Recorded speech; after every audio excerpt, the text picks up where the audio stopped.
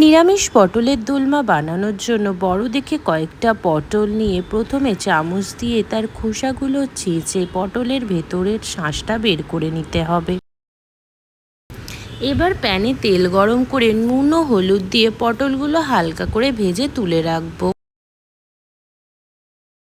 অন্যদিকে পটলের শাঁস, কাজু, কাঁচা লঙ্কা, নারকেল কুচি ও আদা দিয়ে একটা স্মুথ পেস্ট তৈরি করব। প্যানে জিরে ফোড়ন দিয়ে সেই আগে থেকে করে রাখা পেস্টটা দিয়ে ভালো করে কষাতে হবে।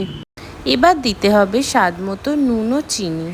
অন্যদিকে লঙ্কা গুঁড়ো, জিরে গুঁড়ো, ধনে গুঁড়ো, হলুদ গুঁড়ো জল দিয়ে গুলে একটা মিক্স বানিয়ে এর সাথে মিশিয়ে দিতে হবে। মশলা কষে তেল ছেড়ে এলে দিতে হবে আগে থেকে কেটে রাখা কিশমিশ ও আমসত্ত্ব কুচি। একটু নেড়ে ছেড়ে ছানাটাও মিশিয়ে দিতে হবে। পটলের দোরমার ভেতরের পুর একেবারে রেডি। এবার খুব সাবধানে ভেজে রাখা পটলের মধ্যে পুরটা ভরে নিতে হবে।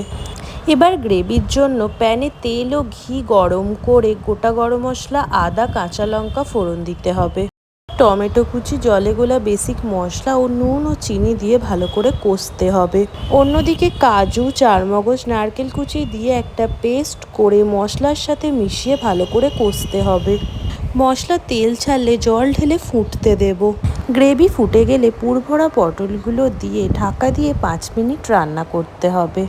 ঢাকনা খুলে গরম মশলা গুঁড়ো ছড়িয়ে নামিয়ে নিলেই নিরামিষ পটলের দোলমা সম্পূর্ণ তৈরি।